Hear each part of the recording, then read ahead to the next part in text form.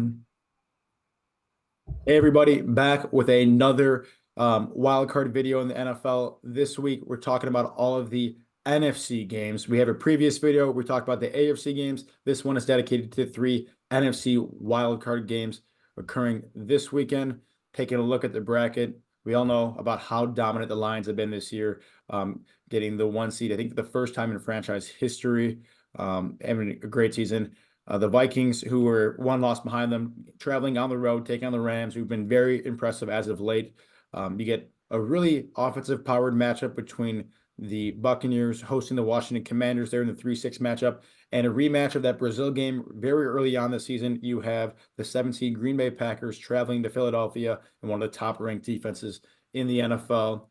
Sliwa, let's get started with the last game I just mentioned. The Eagles hosting the Packers here. What do you got to say about this matchup? Yeah, so I mean, we have, like you said, it was the rematch from that Week 1 Brazil game. And the Packers lost that game by, I believe, 5. But Packers 11-6 coming in this one.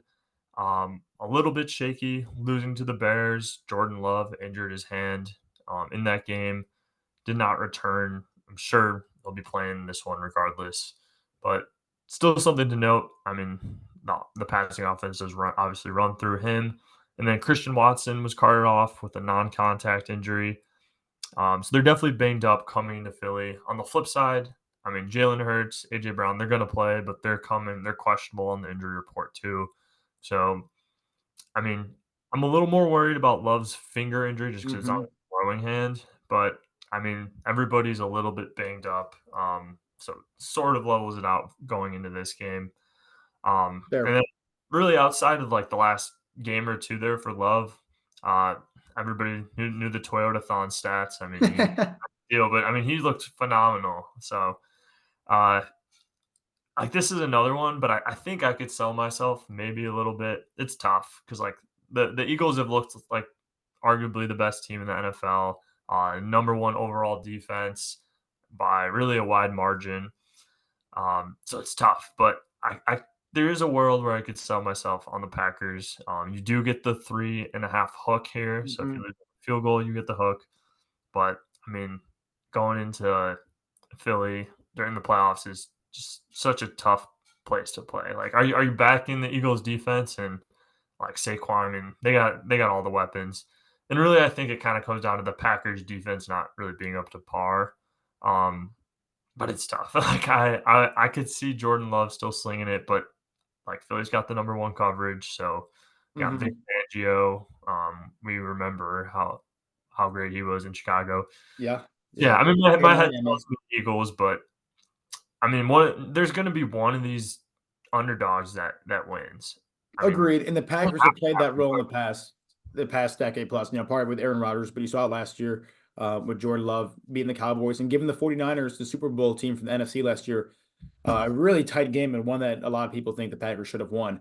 But I'm getting concerned about how much I like the Eagles in this matchup. I really love the spot here, and it is because of the defense that you mentioned. The number one graded defense overall, number one coverage unit overall, which I've talked about for a long time now, and the number two best run defense. Obviously, when you're the second best run defense and the best coverage unit, it comes with the territory that you are the best defensive unit in football.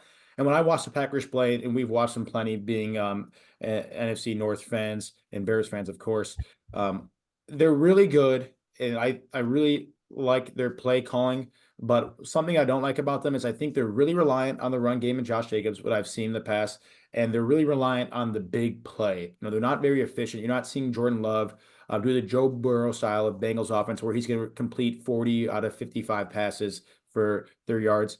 You're seeing Jordan Love pass the ball 30 times, completing around 20 times, but he's going to put up big chunk plays. And if you remember that Eagles game, it was a 5 point game, but I thought actually the Eagles should have won by more. There was that one busted coverage, guy slipped on the faulty turf, and Jaden Reed broke loose for a 75-yard touchdown. Those are the kind of big plays, maybe not to that outlier effect, but those are the big plays that this Packers team have been relying on. And I keep talking about it in our AFC video, and I keep talking about it here. That defense is really clamped down, and I think those big play opportunities are going to dissipate for this Packers offense. and they can't keep getting bailed out and getting these big plays on third and long and third and medium. And so that starts to go away in the playoffs. And even more so, I don't love the Eagles offense. Especially in the passing attack specifically. And I'm not a huge fan of Jalen Hurts as a passer. And I think it's really reliant on boomer bust. And is AJ Brown going to have a 6-catch, 100-yard plus game? I think the offense comes and goes too much with that. But where that's been alleviated this year is the emergence of Saquon Barkley and having one of the better running back seasons in recent memory. You get that Eagles offensive line that's still one of the best in the league, probably a top 5 unit just in terms of the personnel there. Lines quickly surpass them, but one of the best run blocking units, and they have Saquon Barkley going up against the 24th best run defense in the NFL, the Packers. That's where I think the real difference is. Saquon Barkley in this run game of the Eagles and the defense of the Eagles. It's always long been a winning formula for playoff teams, especially early on in the playoffs. Run the ball and play good defense.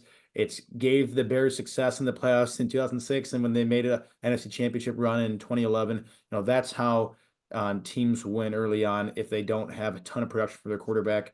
And let's not forget that Jalen Hurts can do a lot in the passing game with some of his guys, in Devonta Smith too, but more so with his legs as a dual threat quarterback. I think all that together, and you mentioned the Jordan Love injury.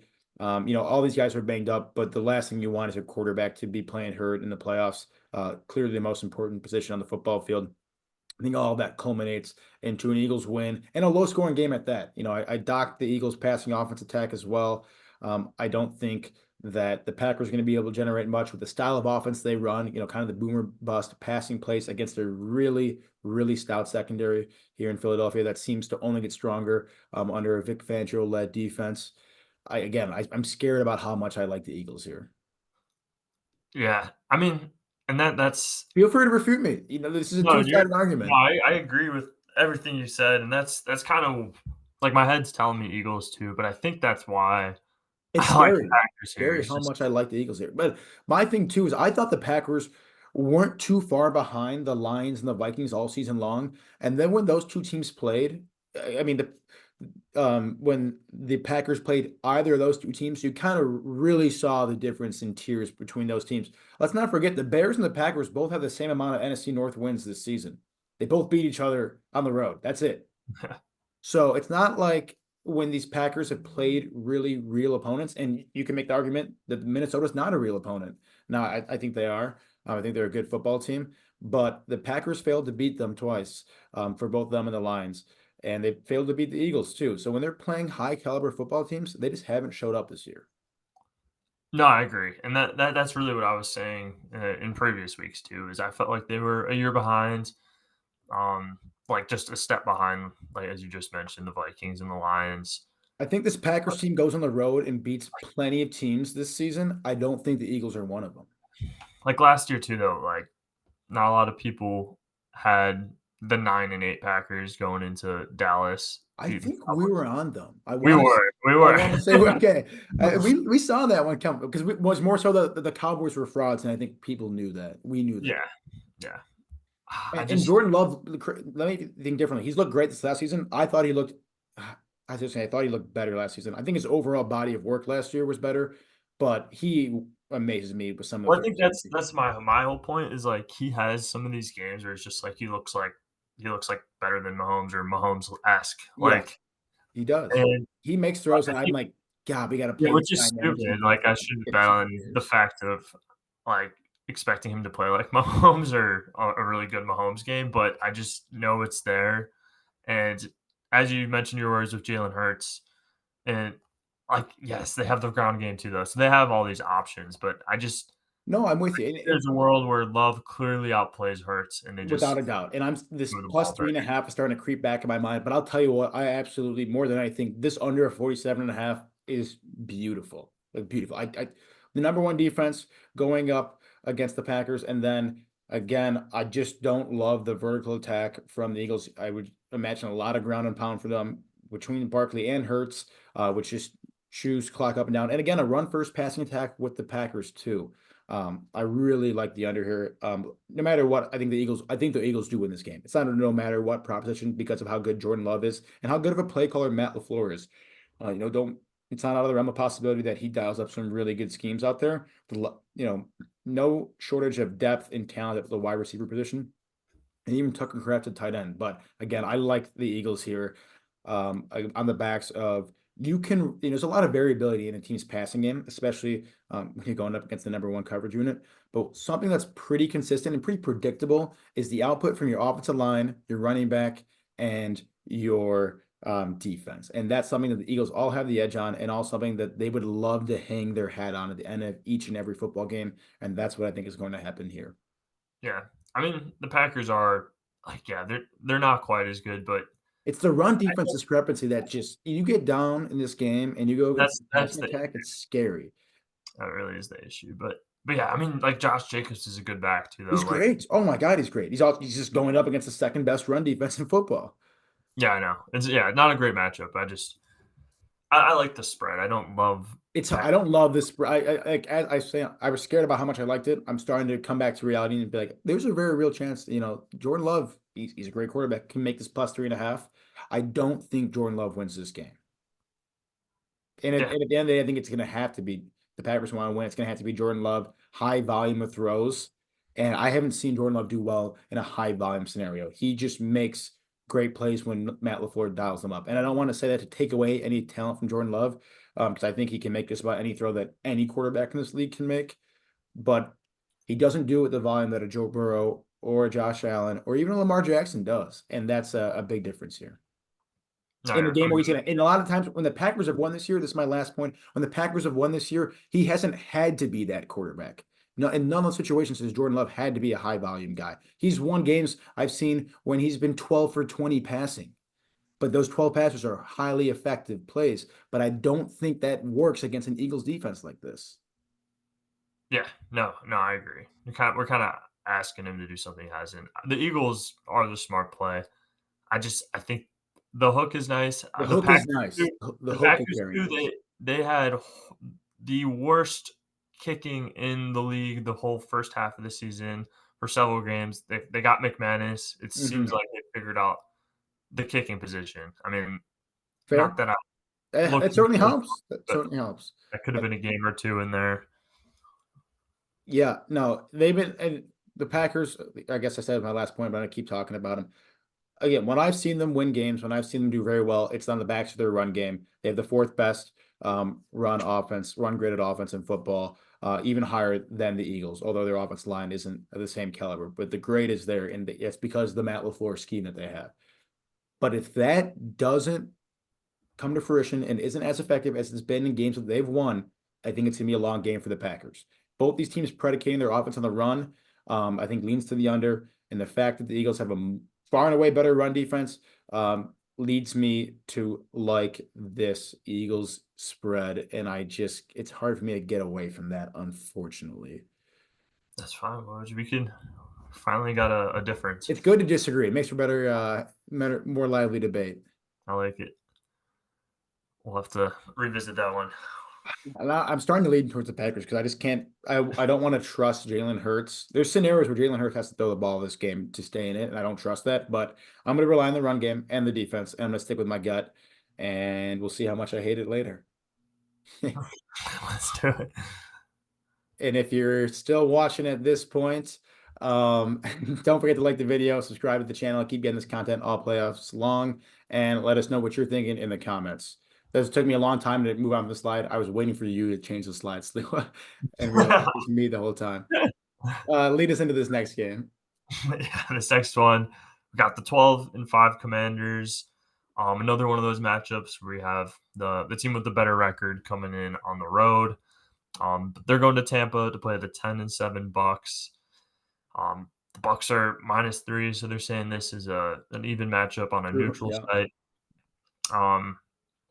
And I mean, just one note to make: the Commanders, PFF wise, are the worst team in the playoffs, mostly um, Mm, dragged down by that defense. defense. Um, but yeah, I mean, the Bucks, they've been an interesting team all year. Really, the NFC South was that one division that it was either going to be the Bucks, the Falcons, and I mean, maybe by some crazy mark would be the Saints, but Just seemed like somebody had to win it eventually. Hmm. But I guess the point I'm trying to make though is the Bucks got banged up in the middle of the season at one point there without Godwin and Mike Evans. It's kind of when they started falling apart a little bit. But really throughout that time, that allowed Bucky Irving to emerge. I mean, he's been phenomenal this second half of the season. Solidified Tampa as a top 5 rushing offense this year. Hmm. Really Baker's first real rushing threat in Tampa. So I think that's just been huge. What Tampa's really figured out there in that backfield, mainly being Bucky Irving. And then on the flip side, Washington has the 4th worst run defense on PFF. So kind of the matchup you were highlighting there with Philly taking advantage of the Packers. I really think Tampa will be able to do the same here against Washington. It's been a lot of time, but these teams did face off in week 1. Tampa won that game 37-20. So, I mean, Baker was able to move the ball. One other thing that's changed, but is a question mark. Marshawn Lattimore's joined the Commanders. Hmm. But Love that. he's been dealing with a hamstring injury though. So, I mean, not sure if we're going to get him at 100% or if he'll really even play. But I mean, him being on the Saints for all those years, that'd be a real interesting matchup. I would Seeing love to see and one more Mike Evans, Marshawn Lattimore matchup. In the playoffs, yeah, that'd in be the fun. playoffs. Yeah. So I mean, there's that. But I mean, he's up in the air, so it's hard to really take a side on that one. But overall, that's my main takeaway from this matchup. Yeah, I have a really tough time taking this game. And you mentioned the week 1 result, and so much has changed for these two teams. It's hard to even reference that, but you had to reference it. But it's so much has changed. You know, you mentioned the injuries at wide receiver to Tampa Bay, and then Jaden Daniels being a rookie in his first ever game. But despite he picked it up pretty much right after that. Um, this team is much different, and he's a much better quarterback than his first game this season.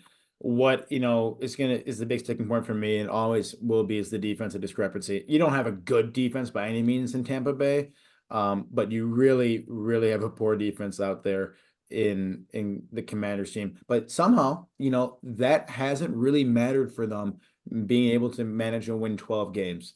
And so Like I'm having a really hard time here because the defense, I want to say the Buccaneers. Um, and you have guys like Mike Evans and Bucky Irving that have looked great this year, but what the Commanders have been able to do and find ways to win, and how good of football Jane Daniels has played, it makes me really, really want to take the Commanders +3 here, and even potentially think about them winning this game. But I can't bring myself to do that, just knowing Baker Mayfield's had this experience, and this is something that Jane Daniels hasn't. Mayfield has looked really good in this Buccaneers team this last 2 years. And again, I think what really changes the game is the rushing offense, and Bucky Irving being the real X factor here. Just to kind of steal my thunder with that mentioned real early, but I think that's a huge difference from the Buccaneers from when they played Week 1. The emergence of and the usage of Bucky Irving there. I think I like the under here though. I even though you have these two poor defenses, I think people are going to be baited into taking this over. But you get a rookie quarterback on the road in his first career playoff start, and again, you have a Washington team that's figured out ways to stay in the game. So I think you're going to see a little bit fewer points than what you might otherwise suspect from this matchup, and what you saw in Week 1 between these two teams. But this is a close one for sure, and I don't think this is probably my least confident game of any of the 5, and then soon to be 6 games we're going to talk about. yeah, I don't know. The games I feel really confident about are the ones that scare me, like you said with the Eagles. Like I love the Buccaneers -3. Like I Yeah. love Baker at home. I I love love Baker at home. I hope that's the story this weekend. Like, hey, Baker Mayfield proves he's that guy. I don't count they him. picked one up last year against Philly. Like I mean, this team has the He's a experience. dog. Like, that's why I love. He's not Quarterback like, this can go team there. isn't good enough to beat the real good teams in the NFC. But I love Baker Mayfield proving like, hey, I'm gonna go in and beat this 12-5 team. Like, I'm still Baker Mayfield. I love that. Yeah. I mean, like not I don't know. People just love to talk about experience, and not that it's like anything tangible or truly But matters. like nerves in your first career playoff game on the road, that's a real thing. Right. Well, He's Jaden Daniels will probably get over it in the second half, but there's a certain shell shock that first quarter, that first half. There's no doubt about like it. you said with that that Pittsburgh matchup, like in a game where the Steelers are so outmatched, like the playoff experience matters, but The it's not poise, a it does. game changer in a Yeah. game like this where it's 3-point spread, really saying it's even teams.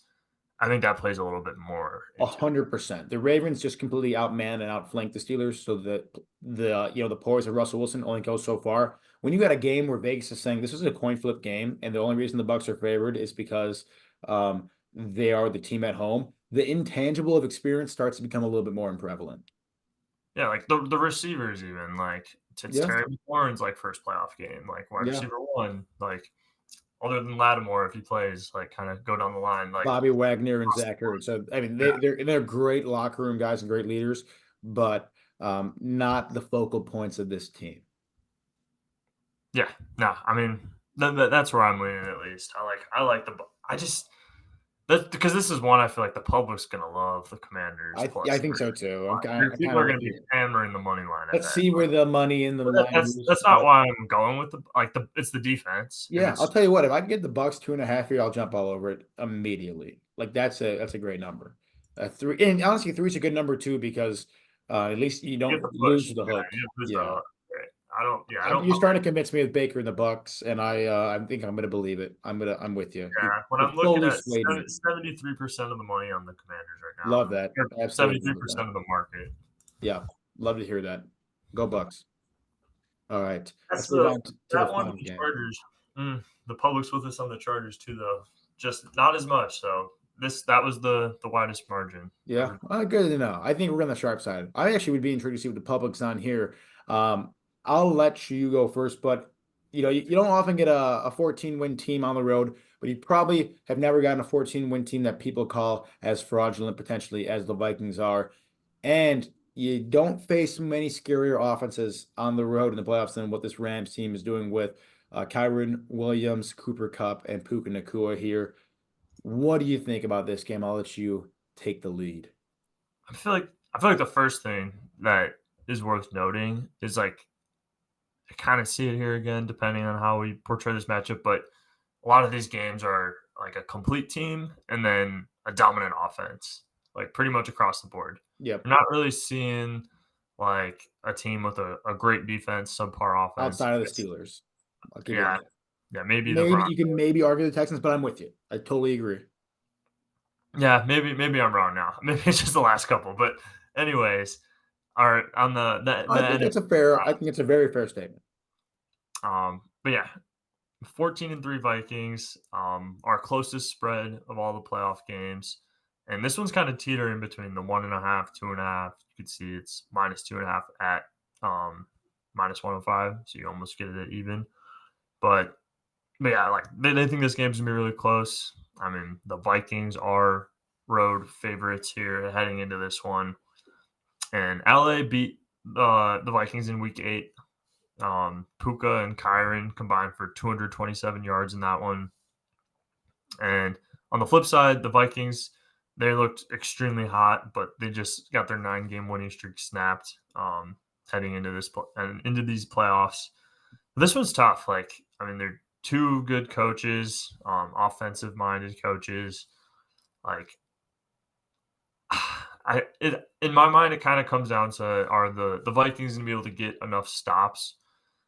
They'll score enough, but I don't think the Vikings are gonna beat them in a shootout per se. I'm just gonna always side with Darnold or not Darnold, Stafford over Darnold. Of course. Um, but like this Vikings defense has shown up in a lot of games. It's just nobody's really like shut down the Rams, but slow them down maybe here. This one's tough for me. This is the toughest one in my mind. Yeah. If we're talking about how we have been a lot of these games, like complete teams, the Vikings have the better defense. Um, and yeah, I mean, this is kind of the revenge game. They lost earlier in the season, one of their 3 losses. Yeah, and I almost don't even like I read so little into that loss in the Vikings game when they lost to the Rams. They played the Lions for the first time that season. It was an incredibly close, tough game back and forth. And then all the while the Rams were on their bye week. The Vikings travel. I want to say they traveled to LA. Either way, the Vikings, after an incredibly hard fought game, feeling just totally beat up and torn to shreds after that loss. Had to go play the well-rested Rams on Thursday Yeah, Night I Football. remember us Like, previewing it. We were on the Rams in that one. and we're Like, like, this is such a like team with extra rest versus team with short rest. Like that's a gimme. So that game, I think you throw that one out. I think here, I like the Vikings. I'm a big believer in their defense with Brian Flores. I think that first half really showed what they're capable of. It certainly fell apart against the Lions in the second half, but that's what a great offense will do to you. What really was demoralizing and backbreaking for that defense was the fourth down and red zone efficiency for the Vikings that did not do them any favors. I'm thinking, and this is part of my thesis of taking the Vikings here, is you're going to see Sam Darnold as he has played part of this 9-game win streak in this 13-14 win season, play a little bit better than you've seen against the Lions. That's a real tough defense to go up against, and credit to Aaron Glenn, the defensive coordinator there, for some great schemes. And I think if you watch the game and listen to the broadcast that Collinsworth was, praising him up and down. But I think if you get a much more lax defense against the Rams, it's certainly a secondary. You got the best receiver probably in football. Maybe you can argue Jamar Chase, but top 2 receiver in football here with Jettas. A lot of weapons on offense with Aaron Jones, Hawkinson's, Addison. You can just even Naylor, who's been stepping up every now and then. You got a lot of options here, and he's made some great throws this year too. I'm not willing to sell on Darnold because he has convinced me that he can play really good football, and I think you're going to see it here on the road. It's time to see what he's made of, and without a doubt, you're taking Matt Stafford over Sam Darnold any day. But I'm betting on Sam Darnold to step up here. I think again the more complete team with the Vikings, and if they can play 60 minutes of football the same way they played football the first half against the Lions, they're going to win this game, and they're going to win it more than 2.5. And to go on top of that, the Rams aren't going to go down easy this game, and it's going to be nearly impossible to stop that passing attack. And to wrap it all together, then that's why I think I like the over here. yeah, no, I do like the over in this one. This is like the one game I like the over. And they mentioned on the broadcast too, no quarterback has more passing touchdowns and plays of 30 plus yards than Sam Darnold, tied with Jared Goff, coincidentally. But these guys in the Vikings and Sam Darnold live off the big play touchdown. You see it time and time again. Again, against a more lax defense and secondary like the Rams, I would expect to see that happen. You saw a ton of nerves with Darnold in that game against the Lions and missed a lot of throws. Not by much, but he missed a lot of throws that game. And I think it was actually a huge help for him to play in a pseudo playoff environment like on the road against Detroit for all the marbles in the NFC. Because I think this game will feel like a cakewalk compared to that game against the Lions for him. And I'm betting that this ease of defense will pay dividends for the Vikings and Sam Darnold in this offense. Yeah, no, I mean you're definitely right there. Like the Rams, they of all these playoff teams with home games, they'll have the probably the worst home field advantage. I Without mean, a doubt. Without a doubt, the worst home field advantage. People right, are going to show up, but you're going to, it doesn't get loud at SoFi like it does in Green Bay or in Buffalo or Detroit. Pittsburgh, or even Baltimore, like these real homers that live and die with their football team's success. Like that's not happening in LA. Yeah, You're yeah. going to get a ton of celebrities at this game. I guarantee that. But You're selling me back to the Vikings. I do like the Vikings, and I'll even throw in a sweetener. The Rams allowed the fourth most receiving yards to tight ends this season. ooh, little Hawkinson Hawkinson. isn't available in that first matchup where they Yeah, lost. very good sweetener there. Hawkinson's in this is his first game against the Rams this year, and they've been giving up passing yards left and right to tight ends. Yeah, I really respect the line secondary, and they did a great job of shutting down Jay Jettas. It's not often you can shut down Justin Jefferson and then have this Vikings offense still struggle. And I really do attribute that to the struggles of Sam Darnold and his nerves. And again, I'm just betting on him to bounce back. If he doesn't, then you should be. And if you don't think Sam Darnold's going to bounce back, you should love the Rams here because their offense is truly um, difficult, nearly impossible to stop with how good Kyron has been and how good Puka's been and how big of a threat and versatile Cooper Kupp has been. But again, I'm betting on the good defense, Brian Flores, loving how this Vikings defense has looked, and then loving Sam Darnold and really this wide receiving core and plus Hawkinson to bounce back in a game that, people are going to look back and really be disappointed this Viking season if they lose. That's not a reason to pick one team, but I do think they are so talented and well-rounded that they beat an inferior team on the road. I just think it's time for them to win, and I do think their true colors are that of a contender football team. Yeah, I think I'm thinking back a little bit too much to the Stafford runs I've seen in years past. Like, Yeah, no, he's a just scary watching him, quarterback. but their offense, like when they're healthy, and they are, like they could beat anyone. They could go on a run, but yeah, like the Vikings are the better team. They're more well rounded, and even like 2 years ago, they had that season that everybody again was saying was fluky, and it was. Well, but everyone knew that. Like that was Yeah, different. but that's what I'm saying though. Like I feel like they're ready to prove themselves. Like you're 14-3. Nobody should be calling you fluky. Like No, and it's almost a shame they are, but that's what happens when you have Sam well, that's what I'm Darnold as your saying. starting It's just like quarterback. they've become that kind of team where nobody believes in them, and it's just like But that's what they they've still kind of done. play with That's that what chip. they've done their whole career, their franchise, and it's almost been warranted. It's hard to say that in a coaching matchup that Kevin O'Connell doesn't get the edge, but you can't go against Sean McVay here. Uh, two Super Bowl appearances, one win, plenty of playoff experience. There's a reason the Rams are so close in this game, despite playing, the second best record in the NFL, third best record in the NFL. So this is probably the game to watch. I'm excited to see it, but I'm one just rooting for the Vikings. But I truly believe they're going to win this game. And then if you're taking them to win, might as well take them 2.5. But I went into that game Sunday night believing that the Vikings had a real shot to win that game, and truly believing the Vikings were Super Bowl contenders. Now they didn't look great, but I'm not going to completely sell on this team just because the Lions, who have by and large been the best team in football, played them in blew them out in the second half. Really is what it was. So I'm not going to completely abandon faith in the Vikings, and I still think they're a very solid team. Again, what really does it for me is the defensive difference too here. Yeah, that's what sells me back on the Vikings. This is probably the best game of the weekend, at least on paper. A lot Yeah, of on paper. firepower, close game. The Rams are the team that truly nobody wants to play. They're the Bengals of the NFC. Exactly. That's exactly what they are.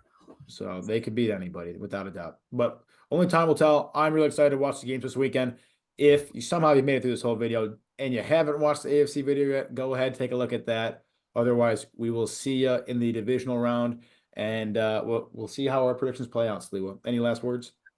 No, that's it for me, Woj. Good I'll luck. catch you guys all next week.